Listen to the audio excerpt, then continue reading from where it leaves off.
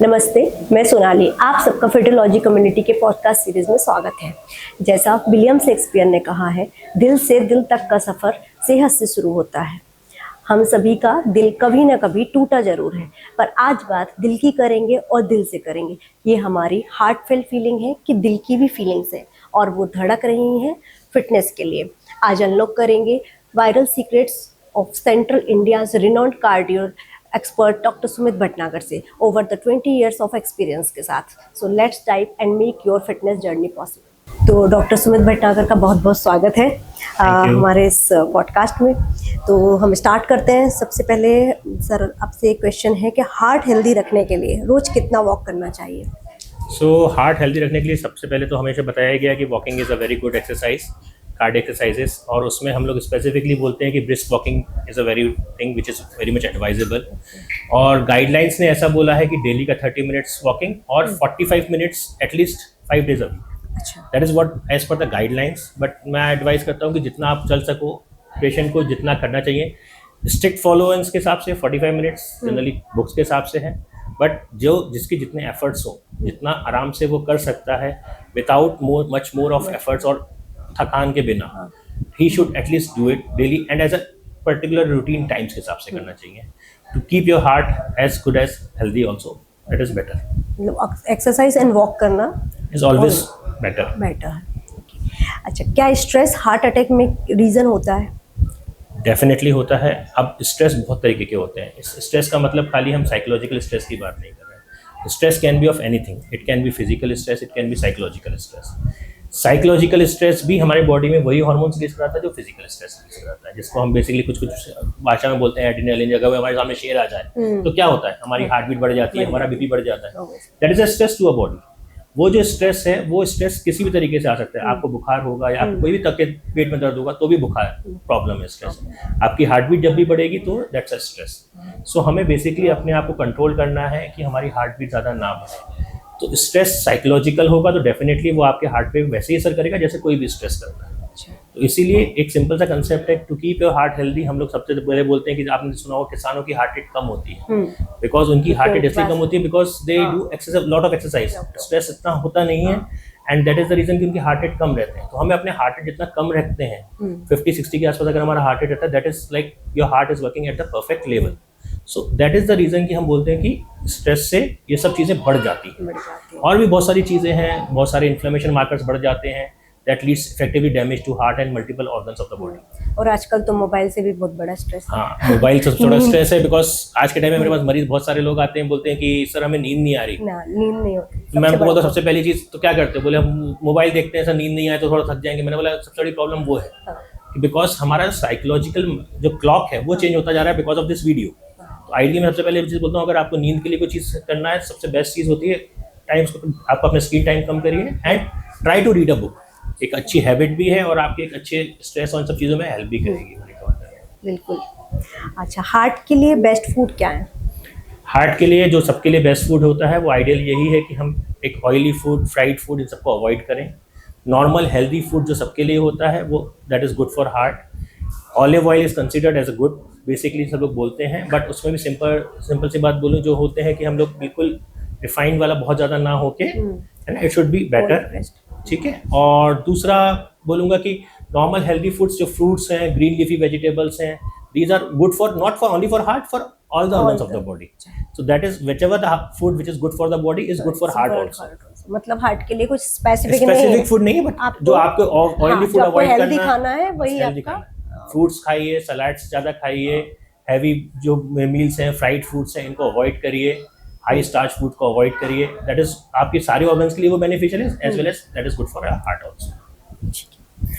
रोज gym करना heart के लिए सेफ है क्या? बिल्कुल सेफ है। मैंने जैसे बोला, एक सिंपल सी चीज़ हमें समझना बहुत ज़रूरी है, वो है स्ट्रेस रेट, हार्ट रेट। आप देखोगे ट्रेडमिल में भी आजकल हर मशीन में आपका मैक्सिमम हार्ट रेट लिखा रहता है। तो लोग मुझसे पूछते हैं कि जिम जाना, सर जिम जाने से क्या रिस्क बढ़ जाता है? प्रॉब्लम कहाँ आती है, जब हम अपने हार्ट को ओवर स्ट्रेस करते हैं। बता दिया है बॉडी ने कि आपको स्ट्रेस हो रहा है, आपका हार्ट रेट बढ़ रहा है, but still you are doing more and more and more, बोले नहीं हमें कोई दिक्कत नहीं हो रही। That is the time which you have to understand. इसलिए हम क्यों बोलते हैं marathon running is a very good thing. Marathon running में हमें ये सिखाया जाता है कि जब हम तेज दौड़ रहे हैं, हमारी हार्ट बीट बढ़ गई तो हम थोड़ा सा स्लो हो जाए। That is we have to understand our body. हमारी बॉडी से अच्छा हमें और कोई नहीं समझ सकता. अगर आप अपनी बॉडी को नहीं समझेंगे तो हमें हमारी बॉडी खुद इंडिकेशन देती है कि अब आपको थोड़ा सा स्लो डाउन हो जाना चाहिए. सो दैट इज व्हाट हैपेंस. तो सिंपल तरीका है, जो हार्ट रेट बढ़े समझो उस चीज को, ओवर स्ट्रेस मत करो, एक्सरसाइज करोगे कोई प्रॉब्लम नहीं. And gym is good for body, but उसको एक लेवल पे करना है. हाई इंटेंसिटी ट्रेनिंग जो होती है और हाई एकदम बहुत ज्यादा एक्सर्शन करना, दैट इज नॉट एडवाइजेबल मतलब फॉर हमें एनीथिंग. देखना हमारी बॉडी कितना उसको टॉलरेट कर सकते हैं. दैट इज व्हाई मैंने हाँ। बोला कि एक्सरसाइज वॉकिंग का भी शेड्यूल मैंने क्या बोला, आप जितना कर पाओ, your body what ever accepts. आपकी बॉडी को आपसे अच्छा कोई नहीं समझ सकता. एक्स्ट्रा नहीं करना है, Extra नहीं. स्मोकिंग क्विट करते ही हार्ट कितने टाइम में रिकवर होता है? स्मोकिंग क्विट करते ही डेफिनेटली हार्ट बहुत बेनिफिट इफेक्ट जो है वो, the day you stop smoking, उस दिन से ही उसका बेनिफिट स्टार्ट हो जाता है. सो ये ऐसा बोला जाता है कि the day you stop smoking the benefit effect starts. And बोला जाता है कि काफ़ी बुक्स ने तो ये बोला है कि 1 साल या 3 साल में आप almost as a non smoker के बराबर, आपके हार्ट के रिस्क की बात कर रहा हूँ, तो उतने आ जाएंगे जो एक नॉन स्मोकर के बराबर होते हैं. As soon as you stop smoking, within 1 year to 3 years आपके जो हार्ट रिस्क है वो पूरा उस लेवल पे नॉर्मल आ जाता है. बट डेफिनेटली स्मोकिंग से जो इंजरी हुई है लंग्स के अंदर या कहीं और दूसरे ऑर्गन्स में, that are not completely reversible. But या हार्ट के जो फैक्टर्स होते हैं, जो रिस्क फैक्टर्स होता है, वो डेफिनेटली कम होता है. ये तो बहुत ही बड़ी बात आपने बताई. नहीं तो लोगों को जनरली लगता है इतने सालों से सिगरेट पी रहे हैं तो अब क्या फर्क पड़ जाएगा, अब छोड़ने से क्या फर्क पड़ स्मोकिंग जाएगा? जब भी छोड़ेंगे, और मैं तो बोलता हूँ कि वो एक ऐसी चीज़ है जिसका कोई बेनिफिट नहीं है, सिर्फ हार्मफुल ही है और हार्मफुल ही है. बिल्कुल ठीक है, जितना जल्दी समझ जाए उतना अच्छा. जितना अच्छा उस पर तो लिखा भी हुआ है, हाँ, धूम्रपान करना हानिकारक है. हानिकारक.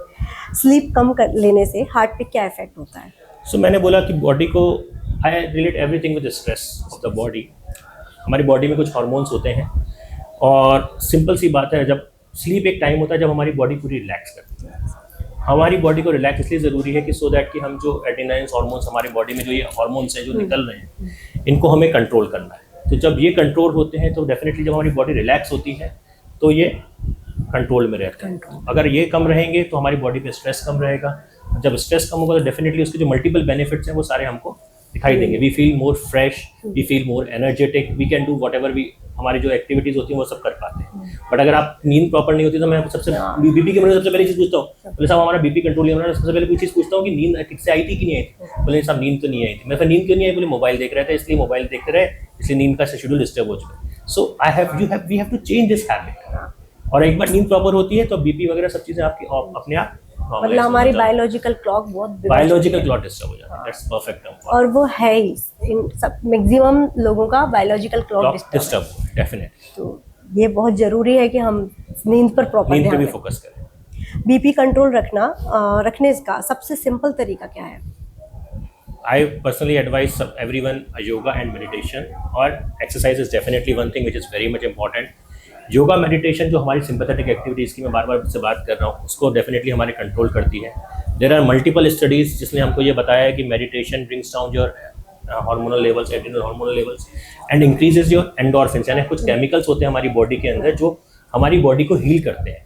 अच्छा. वो सिक्रीशंस जो है ये सब एक्सरसाइज और ये सब योगा मेडिटेशन से सिक्रीट बढ़ जाता है, और जब ये बढ़ता है तो हमारी बॉडी खुद से हीलिंग करती है. सो वी ऑलवेज से, जैसे कई बार सुना होगा वायरल में बोलते हैं कि बॉडी खुद से हील करेगी.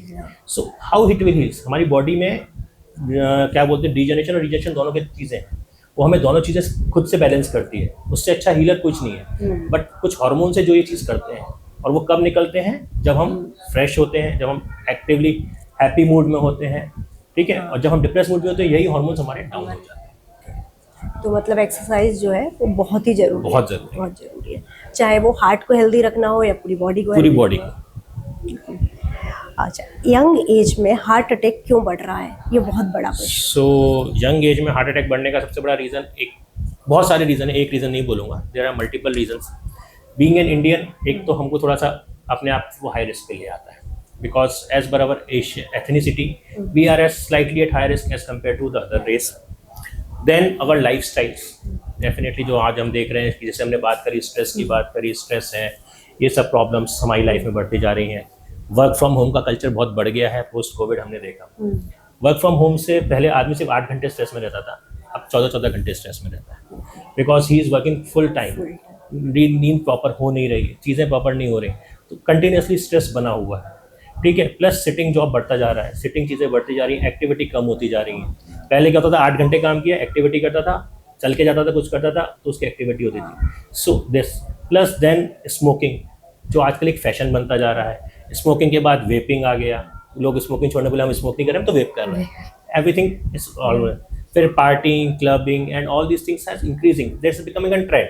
सो these all things when combined together are creating more problems. मतलब root plus root cause is definitely lifestyle.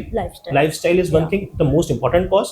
Then we have some part of genetics, being Asian, but उसको हम control नहीं कर सकते. So what we can control is lifestyle. And early diagnosis and prevention is one thing which we can do it. So keeping a lifestyle healthy that is in our hands. बाकी की चीज़ों के लिए तो genetics अगर है तो है, family history अगर है तो है, और अगर हमें कुछ issues और दूसरे हैं तो वो हैं, तो हम उनको कंट्रोल कर सकते हैं by medication. But this is one thing which we can control in by, so what we say modifiable and non modifiable risk factors. तो ये मॉडिफाइबल रिस्क फैक्टर है. बट हम कहीं ना कहीं जानते हैं कि लाइफस्टाइल मॉडिफिकेशन से फर्क पड़ेगा, बट फिर भी नहीं कर रहे हैं. So that is what I am saying कि आजकल इन्फ्लुएंस बहुत ज़्यादा है चीज़ों का. It's more of an influence. ये हम चीज़ें देखते जाते हैं, शायद हम भी इसी में इन्फ्लुएंस करने की कोशिश कर रहे हैं एक मीडिया के जरिए. सो ये मीडिया काफ़ी चीज़ों में और भी इन्फ्लुएंस कर रहा है. So this is a positive way of influencing, there are negative way of influencing.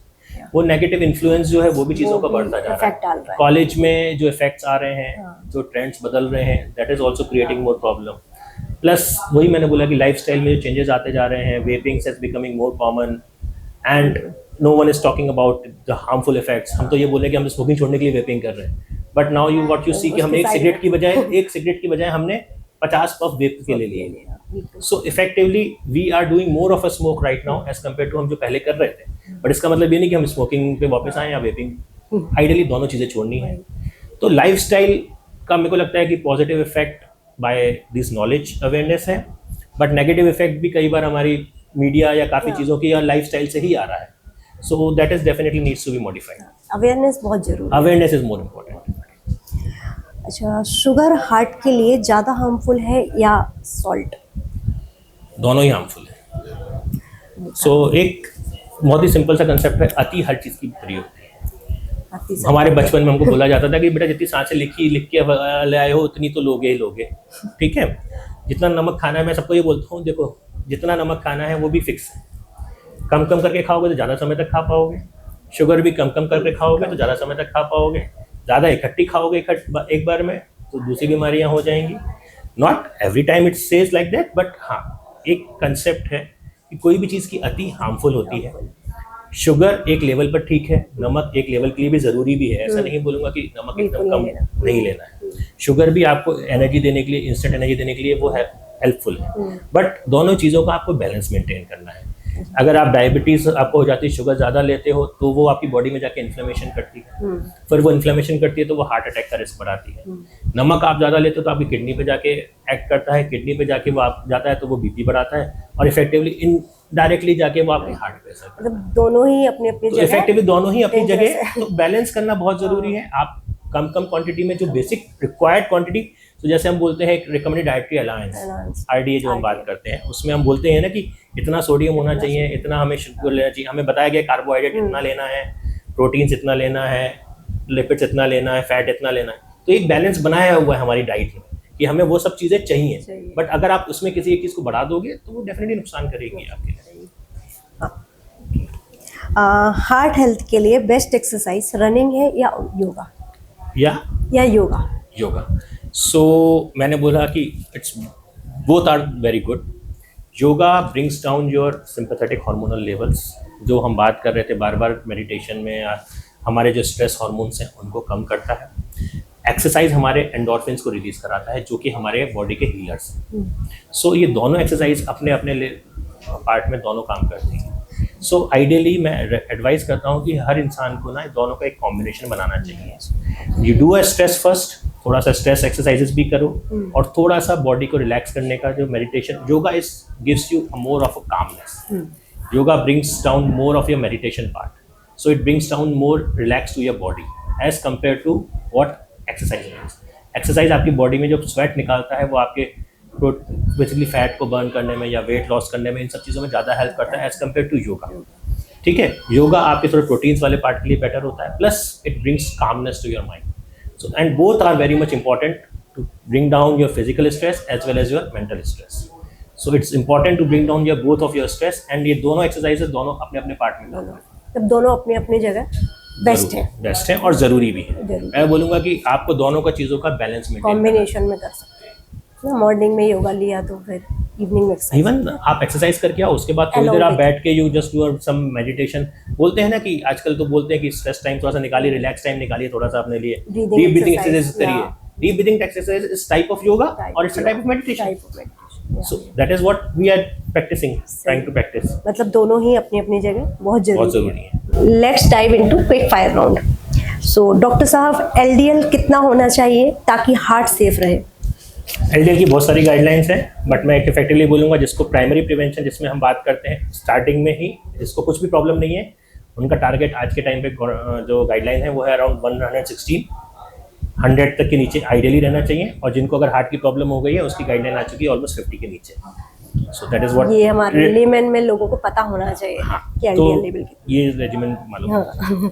Heart के लिए कैल्शियम स्कोर टेस्ट कब करवाना चाहिए? सो जिनमें फैमिली हिस्ट्री हो, जो अर्ली फेज में जैसे एज एडवांस हो रही है, उस टाइम पे कैल्शियम स्कोरिंग टेस्ट एक टाइम पे जो हमें अर्ली डिजीज के लिए एक मार्कर है, तो वो उस टाइम पे जैसे हम टीएमटी वगैरह कराते हैं एज अ रूटीन चेकअप के हिसाब से, उसमें अर्ली डिटेक्शन ऑफ डिजीज के लिए यूज कर सकते हैं. नॉर्मल ईसीजी होने के बाद भी हार्ट अटैक कैसे होता है?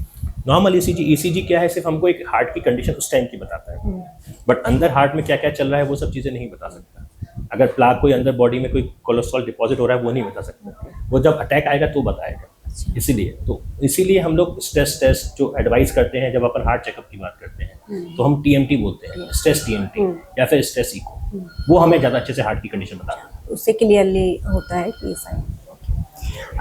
इजेक्शन फ्रैक्शन कम होने का मतलब क्या है? हार्ट एक पंप है जिसको मैं बोलूँगा, बहुत शुद्ध हिंदी में बोलूँगा, एक टिल्लू पंप टाइप समझिए. उसकी हॉर्स पावर थोड़ी सी कम हो गई है. That is what ejection fraction. Normally heart का पंपिंग होता है 60% के आसपास, बट अगर कभी हार्ट अटैक है या कोई हार्ट की प्रॉब्लम होती है तो कई बार हार्ट की पंपिंग कम हो जाती है, तो ये इजेक्शन फ्रैक्शन जो है 35-40 एस टाइप की रेंज में आ जाता है, जिसको हम heart failure with reduced ejection fraction term में बोलते हैं. एथलीट्स का लो हार्ट रेट हेल्दी या रिस्की? मैंने शायद पहले भी डिस्कस किया, एथलीट्स का ये हार्ट रेट वेरी हेल्दी है, बिकॉज हार्ट बीट जितना कम रहता है it gives you more time to relax. So relax is more important, and heart जब रिलैक्स अच्छा करता है तो उतने अच्छे से पंप भी कर पाता है, तो एफिशिएंसी बढ़ती है हार्ट की. और इसीलिए हार्ट रेट का, वो एथलीट्स का हार्ट रेट नॉर्मली लो ही होता है. अच्छा, वर्कआउट के बाद चेस्ट टाइटनिंग या मसल्स या हार्ट? चेस्ट टाइटनिंग वर्कआउट के बाद जनरली कई बार प्रॉब्लम्स हार्ट की प्रॉब्लम की वजह से भी हो सकती हैं, और कई बार अगर गलत एक्सरसाइज कर ली तो उसकी वजह से भी हो सकती है. बट मैं इसमें एक ही चीज़ बोलता हूँ कि अगर कभी भी डाउट लगे, the simple and best test is ECG. वो आसपास कहीं पर भी बहुत ही बेसिक जांच है. कभी ऐसा डाउट लगे तो वो करा लें. एटलीस्ट इमीडिएट जो भी चीज़ होती है वो चीज़ें क्लियर हो जाती हैं. हाई बीपी वाले लोग हैवी वेट्स उठा सकते हैं क्या? बिल्कुल ले सकते हैं, बट आइडियली कंसेप्ट यही है कि बीपी को कंट्रोल करना है मेडिसिन से. ठीक है, मेडिसिन से कंट्रोल करते रहेंगे, उसके बाद वो जैसी एक्सरसाइज वगैरह अपनी करनी चाहें वो सब कुछ कर सकते हैं. ऐसा कहीं मना नहीं है कि हैवी एक्सरसाइजेस नहीं कर सकते. ओनली थिंग बीपी कंट्रोल होना चाहिए. हार्ट रेट रिकवरी 1 मिनट में कितना होना चाहिए?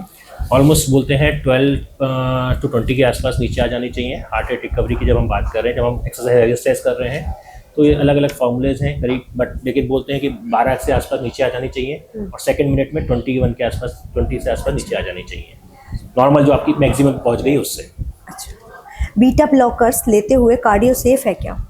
Beta blockers are the very good drug, because वो अपने हार्ट रेट को कंट्रोल करते हैं और प्लस हमारे सिंपैथेटिक हार्मोन्स के अगेंस्ट काम करते हैं. So they are very good drugs, but वो जनरली तभी एडवाइस करते हैं जब हम हार्ट फेलियर के पेशेंट्स हों उनके अंदर. अच्छा, रूटीन में नहीं. ओके. हार्ट ब्लॉकेज के अर्ली साइंस क्या होते हैं? अर्ली साइन, सबसे पहला साइन तो मोस्टली चेस्ट पेन होना. थोड़ा सा भी काम करने में चेस्ट पेन हो जाना, थकान हो जाना, जल्दी थकान हो जाना. काफ़ी लोग पहले जो जितना काम नॉर्मली कर पा रहे थे वो सडनली एकदम से उनको लगने की लगे अब उसी काम में थकान होने लग गई. और मोस्ट कॉमन जो सिम्टम होता है कई बार चलने पे छाती में दर्द आ जाना, और जैसे ही बैठते हैं तो आराम आ जाता है. This is a very common and classical sign of heart early heart attack. अच्छा, अब क्लिनिकली स्ट्रॉन्ग क्वेश्चंस पे हम थोड़ा फोकस करेंगे. डॉक्टर साहब, एलडीएल, एचडीएल और ट्राइग्लिसराइड्स कौन सा नंबर सबसे ज़्यादा मैटर करता है? एलडीएल. LDL। बिकॉज हम बात करें तो HDL बीइंग एन इंडियन हमारे सब लोग का कम है। अच्छा। बहुत सारे लोग बोलते हैं कि सर HDL कैसे बढ़ाया जाए, बिकॉज हमारे सब टाइप में HDL कम है। That is the reason we are more heterogenic, जिसकी हम बात करते हैं कि हमारे प्रॉब्लम ज़्यादा क्यों है, बिकॉज हमारा HDL लेवल बेसिकली ही कम है। सो हमें जो मोन टारगेट करना होता है वो है LDL। ट्राइग्लिसराइड इतना हार्मफुल नहीं होता जितना LDL होता है। LDL is considered as bad cholesterol, that is the reason, and HDL is considered as a good cholesterol. तो LDL जितना ज़्यादा होगा और जितना ऑक्सीडाइज फॉर्म में होगा उतना बॉडी के लिए हार्मफुल होगा। अच्छा, कैल्शियम स्कोर टेस्ट क्या होता है और किसको करवाना चाहिए? सो कैल्शियम स्कोर टेस्ट एक CT के जरिए निकालने वाला एक स्कोर है जो कि आपके वेसल्स में कितना कैल्शियम डिपॉजिटेड है उसके बारे में बताता है। CT से हमें कैल्शियम अगर आपका स्कोर ज़्यादा आ रहा है, 100 के ऊपर आ रहा है, that means you are at slightly at high risk. More than 400 तो डेफिनेटली आप बहुत ज़्यादा हाई रिस्क पर हैं for heart diseases. Less than 100 that means you are at low risk. तो ये हमारे रिस्क प्रोफाइल को डिसाइड करता है कि हम कितने लो रिस्क हैं, मॉडरेट रिस्क हैं या हाई रिस्क हैं। अगर हाई रिस्क है तो then definitely we need to go for further testing, और लो रिस्क है तो we can just by lifestyle modification we can control and we can get it regularly checked. मतलब indications इससे मिल जाते हैं। इजेक्शन फ्रैक्शन कम होने का क्या मतलब है और ये क्या कैसे इम्प्रूव होता है? सो इजेक्शन फ्रैक्शन कम होने का मोस्ट कॉमन रीज़न तो जनरली अगर हम बात करें तो हार्ट अटैक के बाद जो मोस्ट कॉमन चीज़ें हमने देखी हैं वो है हार्ट अटैक आने के बाद काफ़ी लोगों का हार्ट कम हो जाता है। बट ज़रूरी नहीं, 50% लोगों में बिना इन प्रॉब्लम्स के भी हो सकता है। जैसे कई बार पोस्ट प्रेगनेंसी भी कम हो सकता है, कुछ इनहेरिटेंट फैमिलियल डिसऑर्डर्स हैं जिसमें ये हो सकता है, और कई बार ऐसी कुछ हार्ट की बीमारियां होती हैं बचपन से जिसकी वजह से हार्ट पंपिंग कम हो सकती है। अब इनको बढ़ाने के लिए इफेक्टिवली सबसे पहला तो रीज़न यही है कि कॉज को ढूंढें, किस कारण से वो कम हुआ है उसको ट्रीट करें। एंड देन फिर हमारे पास कुछ मेडिसिन्स हैं जो कि हेल्प करती हैं, जो कि अभी नई नई मॉलिक्यूल्स आए हैं हार्ट फेलियर के लिए, जो कि इसकी पंपिंग को इम्प्रूव करने में हेल्प करती हैं। और अगर फाइनली बिल्कुल भी नहीं होता है बाकी मेडिसिन से तो last option is always left is heart transplantation. ECG normal होने के बाद भी हार्ट अटैक कैसे हो सकता है? ECG नॉर्मल होने के बाद भी हार्ट अटैक होने का सबसे बड़ा रिस्क, जैसे मैंने बताया ना कि वो अंदर प्रॉब्लम क्या हो रही है वो नहीं बता सकता। ECG हमें उस इंस्टेंट पे हार्ट में क्या हो रहा है वो बता सकता है, इलेक्ट्रिकल प्रॉब्लम क्या हो रही है, लेकिन हार्ट की नसों में कोई ब्लॉकेज वगैरह डेवलप हो रहा है ये हमें ECG नहीं बता सकता। वो हमें अगर जल्दी पकड़ना है तो हमें हार्ट को स्ट्रेस करना पड़ता है, या तो हमें TMT के जरिए करना पड़ेगा या हमें दवाइयों के जरिए करना पड़ेगा, फिर हमको ECG निकालना पड़ेगा। तब हो सकता है कि हमें ECG कोई चेंजेस बता दे कई बार। तो वो चेंजेस अगर हमको मालूम पड़ जाते हैं, जैसे हम TMT में देखते हैं कि हम हार्ट को स्ट्रेस करते हैं तब वो चेंजेस आते हैं। जब ये चेंजेस हमको दिखते हैं तब हमको समझ में आता है कि हार्ट में प्रॉब्लम डेवलप हो रही है। CRP C reactive protein high होने का क्या मतलब होता है? So CRP is a marker of inflammation. जैसे मैंने LDL की बात की तो मैंने बोला ना बॉडी में ऑक्सीडाइज LDL ये एक इन्फ्लेमेशन का टाइप है। तो जब इन्फ्लेमेशन ज़्यादा होता है तो LDL भी ऑक्सीडाइज ज़्यादा होता है। ज़्यादा ऑक्सीडाइज LDL होगा तो वो हार्ट के लिए नुकसानदायक। तो उसी तरीके से जो हार्ट के लिए सेंसिटिव एक CRP बना था that is HSCRP, highly sensitive for cardiac one is HSCRP। अगर वो ज़्यादा होता है तो इसका मतलब कि हमारे में बॉडी में लिपिड्स जो हैं LDL जो है वो थोड़े ज़्यादा हैं और हमारा जो हार्ट रिस्क है वो थोड़ा ज़्यादा है। तो इन दिस पेशेंट्स में हमारे कुछ ट्रायल्स हैं जो क्लिनिकल ट्रायल्स है, जुपिटर ट्रायल था, तो वो ये बोलता है कि अगर आपका LDL थोड़ा ज़्यादा है और HSCRP ज़्यादा है तो you should start medication for early correction of LDL। मतलब CRP इन्फ्लेमेशन का इंडिकेटर एक है। इंडिकेटर। VO2 मैक्स हार्ट के लिए कितना इम्पोर्टेंट है? VO2 मैक्स हमको बताता है कि हमारे हार्ट के मसल्स में 1 मिनट में कितना ऑक्सीजन कंजम्पशन कितना आ रहा है। तो जितना ज़्यादा होगा वो इसका मतलब उतना ज़्यादा हार्ट हमारा स्ट्रेस कर रहा है। तो डेफिनेटली वो एक टेस्ट है जो हमको एक इनडायरेक्ट एविडेंस देता है कि heart is at stress or not. So इतना कॉमनली यूज़ नहीं हो रहा है बट डेफिनेटली इन फ्यूचर अभी स्टडीज़ चल रही हैं that will tell us better कि फ्यूचर में इसका कैसा आउटकम रहेगा। मतलब अभी इसका इतना रोल अभी तो नहीं है। बीटा ब्लॉकर्स लेते हुए क्या वर्कआउट सेफ है?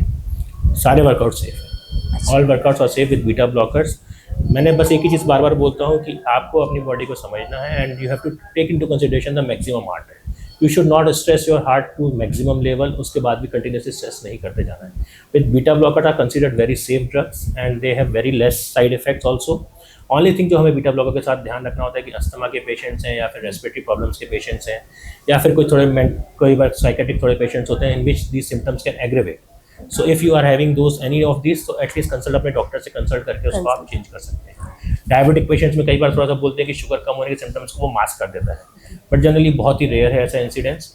बट अगर डायबिटिक हैं तो थोड़ा ध्यान रखें, कभी आपको लग रहा है कि थोड़ा सिम्टम्स हो रहे हैं, कभी घबराहट हो रही है, पसीना आ रहा है, देन इन दैट केस आप थोड़ा बीटा ब्लॉकर को अवॉइड कर सकते हैं। मतलब आपको डायबिटिक है स्पेशली, डायबिटिक पेशेंट में थोड़ा सा we need to be cautious, but it's considered very safe and a very good molecule. High BP वाले लोगों के लिए आइसोमेट्रिक एक्सरसाइज हार्मफुल है क्या? बिल्कुल नहीं, मैं बोला ना कि any exercise is good for body. High BP में आइडियली तो आपको कोई भी एक्सरसाइज नहीं करना है अगर आपका हाई बीपी कंटिन्यूसली चल रहा है। So what is advise is कि take medication, you bring down your BP and then you do any exercise. High BP में तो डेफिनेटली कोई भी स्ट्रेस आपको अवॉइड करना है, either it's a cardiac exercise और either it's a isometric exercise. Isometric definitely उस टाइम पे ज़्यादा हार्मफुल होती है because that gives more pressure, intraabdominal pressure, बाकी प्रेशर्स बहुत बढ़ जाते हैं, so that carries a risk of bleeding in brain. ठीक है, so those cases and continuously stress to the heart, जबकि कार्डियक एक्सरसाइजेज जो है वो इतना नहीं करती हैं। तो generally definitely you can do it, इसमें कोई मना नहीं, कर सकते हैं बट कॉशियसली करना है and try to control your BP with medication and all other lifestyle factors. Arrhythmia के कॉमन साइंस क्या आइडेंटिफाई करें? अरिथमिया का मोस्ट कॉमन साइन जो होता है वो होता है पाल्पिटेशन। पाल्पिटेशन मतलब अपनी खुद की हार्ट बीट को महसूस होना। तो काफ़ी लोगों को ये ऐसा होता है कि हमें पाल्पिटेशन हो रहे हैं, यानी हमें हार्ट बीट महसूस हो रही है सोते सोते सडनली। काफ़ी लोग कई बार आते हैं कि हमें से धड़कन बहुत ऐसा लगे, दिल की धड़कन कान में सुनाई दे रही है। So these are the signs जब आप फील करते हो। फिर आपकी आजकल तो स्मार्ट वॉचेस काफ़ी लोगों के पास होती हैं विच टेल्स अस कि आपकी हार्ट बीट बहुत ज़्यादा बढ़ती जा रही है, सडनली बढ़ रही है। सो इन दैट बेसिकली आप एक ECG कराते हो तो दैट कैन टेल यू। फिर अरिथमिया का एक साइन होता है काफ़ी लोगों को चलते चलते चक्कर आके गिर जाना। अच्छा, तो सिंकोप जिसको हम बोलते हैं कि सडनली चक्कर खा के गिर गए, थोड़ी देर में वो नॉर्मल हो गए और उन्हें मालूम ही नहीं कि एग्जैक्टली क्या हुआ, just for a fraction of seconds. कई बार खड़े हुए सडनली एकदम से तेज हार्ट बीट हुई और चक्कर आ गए। So these are the symptoms which can tells us कि आपको कुछ हार्ट बीट इरेगुलर हो रही है, जिसकी वजह से ये प्रॉब्लम हो रही है। और जनरली ये मोस्ट कॉमन तो एडवांस एज में होता है, बट यंग एज में भी हो सकता है। ये बहुत इंपॉर्टेंट इन्फॉर्मेशन है सभी के लिए जानना, जो आपने बताई, बढ़िया। हार्ट मुरमुर का मतलब क्या होता है और फिटनेस पे इसका क्या इम्पैक्ट है? So heart murmurs are basically जो हम बोल रहे हैं वो हार्ट की एक साउंड्स होती हैं जो डॉक्टर ही आप सुने होंगे और स्टेथोस्कोप लगा के आपके हार्ट के साउंड सुनते हैं। सो जनरली लब डब हमने कॉमनली वर्ड यूज सुना हुआ है। सो कई बार क्या होता है, एक पाइप से जब कोई पानी निकलता है तेज, अगर उसके बीच में कोई आप कश लगा दोगे, कुछ ब्लॉकेज लगा दोगे तो एक आवाज़ आती है, एक आवाज़ आती है, तेज सी आवाज़ आती है, बिकॉज वो उस ऑब्सेशन से होते हुए जा रही है। तो जब ऐसा ऑब्सेशन कहीं हार्ट में, बिकॉज हार्ट भी एक पंप है, जैसे मल्टीपल पाइप्स है, उसमें से जब ब्लड निकलता है कभी गश से तो वो एक साउंड प्रोड्यूस करता है। वो साउंड्स आर कॉल्ड मर्मर्स। तो ये मर्मर कौन से एरिया से आ रही है, एक तो वो हमें बताता है कि कौन से हार्ट में, किस डायरेक्शन में हार्ट की प्रॉब्लम आ रही है। और ये जनरली एक मोस्टली तो एबनॉर्मल साउंड्स ही हैं which are not normal sounds. और अगर मर्मर आ रही है तो then you need to get evaluated कि मर्मर का कारण क्या है। Because it can be because heart में छेद हो सकता है या हार्ट के वॉल में ऑब्स्ट्रक्शन हो सकता है। सो ये बहुत सारे कॉजेज हैं जिसकी वजह से मर्मर्स आ सकती हैं। तो अगर ऐसा कुछ है तो आप इमीडिएटली अपने डॉक्टर से कंसल्ट करके उसका चेकअप कराएं। अब एडवांस क्लिनिकल और फिटनेस इंटीग्रेशन के बारे में थोड़ा सा बात करते हैं। Blood pressure response during strength training normal कितना होता है? ब्लड प्रेशर रिस्पॉन्स जनरली हम जो एक्सरसाइज से बात करते हैं तो अप्रॉक्सीमेटली 10 to 20 mmHg आपका नॉर्मल आ जाना चाहिए। Within 5 to 6 minutes it should come back to normal, जो आपका बेसिक लेवल था। तो जनरली बेसिक लेवल पे अगर हम बात करें जो हमारा स्ट्रेस लेवल से पहले था, सो कई बार ऐसा होता है कि हम ओवर एक्साइटेड रिस्पॉन्स मिलता है। ओवर एक्साइटेड रिस्पॉन्स यानी बीपी सडनली मोर देन 180 200 चला जा रहा है। So if it is going more than that normal range, जो हम एक्सपेक्टेड रेंज, हाई रेंज की बात कर रहे हैं, so that can be more problematic, plus उसकी रिकवरी नहीं आ रही। तो एक सिंपल सा कंसेप्ट होता है, जो मरीज आते हैं तो बोलते हैं कि साहब हमारा बीपी मशीन पे हम देखा, हमारा बीपी एकदम से 140 150 आ गया, फिर हमने दूसरी बार, फिर हमको टेंशन हुआ, हमने दूसरी बार देखा तो फिर वापस बढ़ के आ गया। तो स्पेसिफिकली एक चीज़ देखेंगे, हम ब्लड प्रेशर की बात करते हैं तो हम स्पेसिफिक टर्म यूज़ करते हैं, resting blood pressure. Resting blood pressure का मतलब होता है कि जब हम 5 मिनट शांति से बैठे हों, हमारा हार्ट और बीपी मशीन एक लेवल पर हो, that is what is considered, हमारे बीच में कोई बात नहीं हो रही हो, और तब जो हम बीपी लेते हैं एकदम रिलैक्स कंडीशन में, that is what is our normal BP. लेकिन हम क्या है, एक बीपी लिया, दूसरा बीपी टेंशन आया, दूसरा हाथ में बीपी लिया और बढ़ता चला गया, फिर तीसरे हाथ में बीपी लिया और बढ़ता चला गया। So this is a problematic thing. So this is one thing which we have to understand. BP जब भी लें, take at least 2 or 3 readings and at the proper rest, after proper rest. Left ventricular hypertrophy LVH और gym training में क्या relation है? So जो हम बात कर रहे थे शायद एथलीट्स और LVH की हम बात कर रहे थे, LVH दोनों में मिलता है, जिम ट्रेनर एथलीट्स में भी मिलता है और जो हाइपरटेंसिव रहते हैं उनमें भी मिलता है। तो जो हाइपरटेंसिव लोग होते हैं उनमें कंटिन्यूसली हार्ट एक एक्स्ट्रा लोड के अगेंस्ट काम करता है, जिसको हम आफ्टर लोड की बात करते हैं। जब वो उस पर कंटिन्यूसली उस पर काम करता है तो हार्ट की जो मसल्स होती हैं दे गेट बिकम थिक, उनको अपनी पावर बढ़ानी है। So once they power increases they need to become thick. Same चीज़ एथलीट्स में होती है, बिकॉज उनकी वो ज़्यादा मसल्स को उनको ब्लड चाहिए, तो वो जब ब्लड चाहिए होता है तो extra blood heart has to do extra work. But इसमें जो क्या बोलते हैं जो मसल्स ग्रो हो रही हैं they are in a positive sense way, और जो हाइपरटेंशन में बढ़ रही हैं they are in a negative way, because वो कंटिन्यूसली एक स्ट्रेस के अगेंस्ट काम कर रही हैं और ये एक नॉर्मल बॉडी रिस्पॉन्स के अगेंस्ट काम कर रही हैं। So athletes heart is more energetic and उनकी जो मसल्स होती हैं they are in a better remodelled way, whereas in hypertensive जो होती हैं they are not properly remodeled, so वो जब irregularly contract करती हैं तो that can create more problem in future. Cardiac enzymes like troponin कब टेस्ट करवाना चाहिए? So cardiac enzymes का एक सिंपल सा कंसेप्ट है। कार्डियक एंजाइम्स जो ट्रोपोनिन आई करके जो टेस्ट है वो एक मार्कर है हमारे हार्ट में कोई डैमेज हुआ है उससे।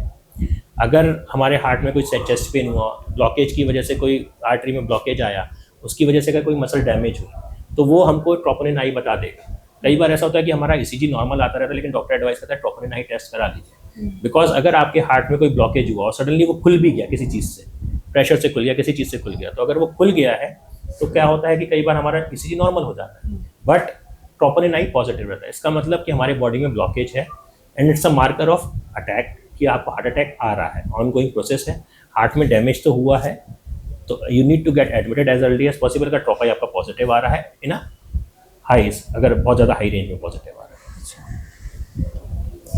है। रेस्टिंग कार्डियक ब्रैडिकार्डिया इन एथलीट्स हेल्दी या dangerous? So it's healthy. Resting bradycardia तो मैंने जैसे बताया कि वेगल टोन उनमें बहुत ज़्यादा बढ़ जाती है, so that gives rest to the heart, और जितना ज़्यादा रेस्ट हार्ट को मिलता है, यानी रेस्ट का मतलब ये नहीं कि एकदम 30-40 की पल्स की बात करो, मोर देन 40-50 जब उनका हार्ट रेट रहता है 40-50 के आसपास, तो हार्ट को डायस्टोल प्रॉपर होता है, तो हार्ट का रिलैक्सेशन प्रॉपर होता है। तो जैसे हम बात करते हैं फ्रैंक स्टार्लिंग मैकेनिज्म, एक फिजिक्स में बात करते थे कि जितना खींचेंगे उतना पावर जनरेट होगा।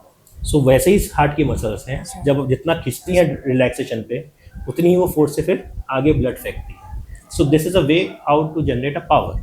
तो जितना हार्ट रेट लो रहता है, अब सपोज करो कि अगर हार्ट रेट 100 चल रहा है तो हार्ट को रिलैक्स होने का टाइम ही नहीं मिल रहा, तो मसल्स खींच ही नहीं पा रहे, जब वो खींचते नहीं है तो ब्लड भी उतना आगे नहीं जाता। बट जब वही हार्ट रेट 60 हो जाता है तो हार्ट रेट ब्लड क्या होता है, मसल्स पूरा रिलैक्स हो जाते हैं, पूरा खिंच जाते हैं, and then they again do a contraction with more volume. तो जैसे एक रबर को खींचेंगे तो क्या होगा, जितना दूर से खींचेंगे उतनी जोर से वो उतनी जोर से पंप करेगी इफेक्टिवली। वैसे और जितना अगर कम पावर में हल्का हल्का खींचेंगे तो हल्का हल्का रिलैक्स करेगी, कॉन्ट्रैक्ट करेगी। Similarly the way the heart do. तो इसलिए जितना ज़्यादा रिलैक्सेशन हार्ट को मिलता है, 50-60 का जो हार्ट रेट होता है एथलीट्स के अंदर, that gives them more power, better output. आर्टियल fibrillation के साथ वर्कआउट रिस्ट्रिक्शंस क्या होते हैं? सो एट्रियल फिब्रिलेशन इज डेफिनेटली, जो मैंने बात की थी, एक ओल्ड एज में हम जो अरिथमिया की बात कर रहे हैं, so that is an atrial fibrillation. जो ओल्ड एज में हमारी हार्ट बीट इरेगुलर्स हो जाती है वो प्रॉब्लमेटिक होती हैं। तो एट्रियल फिब्रिलेशन के साथ में वर्कआउट थोड़ा सा लिमिटेड होना चाहिए, बिकॉज एट्रियल फिब्रिलेशन में प्रॉब्लम क्या है कि हमारा हार्ट इरेगुलरली कॉन्ट्रैक्ट कर रहा है, और अगर हमारी हार्ट बीट सडनली बढ़ जाएंगी तो that can create problems to the brain, that can create problem to the heart. तो just be cautious, taking regularly medications and try not to reach to the maximum heart rate. थोड़ा बहुत exercise, light exercises like walking and everything that can be done, but heavy exercises to be avoided in patients of atrial fibrillation. मैंने वही बोला ना कि you have to understand your body, जो आपकी as के हिसाब से जो suitable है, that much you have to do. मतलब आपकी बॉडी आपको खुद ही उतना रिस्पॉन्स करेगी। Heart rate recovery HRR 1 minute में कितना होना चाहिए? मैंने वैसे बताया 12 से 20 का जनरली क्राइटेरिया काफ़ी जगह वो दिया हुआ है, डिफरेंट क्राइटेरियाज हैं, बट अप्रॉक्सीमेटली व्हाट आई से इसकी 20 के आसपास अगर आपकी हार्ट रेट नीचे आ गई 1 मिनट के अंदर, 12 से 20 के बीच में नीचे आ गई है, 18 के आसपास ऐसे कुछ आ गई, तो that is good recovery, heart rate recovery, but that is at the peak level of exercise. So you are calculating at peak level of exercise पे जब आप पहुंच गए, और उसके बाद आपकी 1 मिनट में पल्स रेट कितनी नीचे आई, that is what you call as heart rate recovery. So that we have to consider. ऐसा नहीं कि हमने थोड़ा सा एक्सरसाइज किया और पल्स हल्की सी बढ़ी और हमने बोला अब हम 1 मिनट बैठ गए तो हमारी नॉर्मल आ जाएगी। So that is with the maximum peak heart rate and then coming back to normal. Stress echo और ट्रेडमिल टेस्ट डिफरेंट क्या है और कौन बेटर है? सो ट्रेडमिल और स्ट्रेस इको ऑलमोस्ट काफ़ी कुछ सिमिलर टेस्ट हैं। स्ट्रेस इको जो है वो हम स्ट्रेस करके हार्ट में इको में कोई फाइंडिंग मिल रही है क्या, एबनॉर्मलिटी मिल रही है क्या, वो देखते हैं, और टीएमटी में हम ईसीजी देखते हैं। सो कई बार सेंसिटिविटी स्पेसिफिसिटी की जो हम बात करते हैं उसमें अपने स्टैटिस्टिक्स में, तो वो थोड़ी ज़्यादा होती है स्ट्रेस इको की। कई बार टीएमटी फॉल्स पॉजिटिव हो सकता है, और सबसे बड़ी दिक्कत टीएमटी में ये है कि कुछ हमारे बेसलाइन ईसीजी में कई बार प्रॉब्लम्स होती हैं, जैसे कि फीमेल्स में कई बार कुछ चेंजेस हैं जो बेसलाइन उनके होते हैं। So these changes can interfere with the TMT test, but echo में वो चेंजेस रूल आउट हो जाती हैं। सो सेंसिटिविटी स्पेसिफिसिटी इको की थोड़ी बेटर होती है as compare to TMT. Echo ज़्यादा बेस्ट है, stress echo is more better as compare to TMT. हम डॉक्टर साहब का दिल से शुक्रिया अदा करते हैं, उन्होंने 20 साल की इनसाइट्स को इतने सरल और आसान शब्दों में हमें समझाया। हम व्यूअर से रिक्वेस्ट करते हैं कि फिटोलॉजिस्ट के एंटी सीडेंटरी लाइफस्टाइल मिशन के साथ जुड़ें और आज ही अपनी कन्वीनियंस पर फिटनेस को अचीव करें। धन्यवाद। Hi friends, I like the concept of Fitology because they are providing the healthcare and fitness at the home. So आज के टाइम पे busy schedules में सबके पास टाइम नहीं होता, so they are coming and giving you the proper guidance of fitness and कैसे exercise वगैरह कर सकते हैं, कैसे how you can change your lifestyle. These all things they are providing you at your home things, and this is all most important, and this is because हमारे इस समय में बहुत सारी चीज़ें होती हैं, हमारे दिमाग में आते हैं कि कितना सही है कितना गलत है, but this is the good thing, this is they are governmentally approved, and that is why I recommend as a Fitology is a good thing for your health.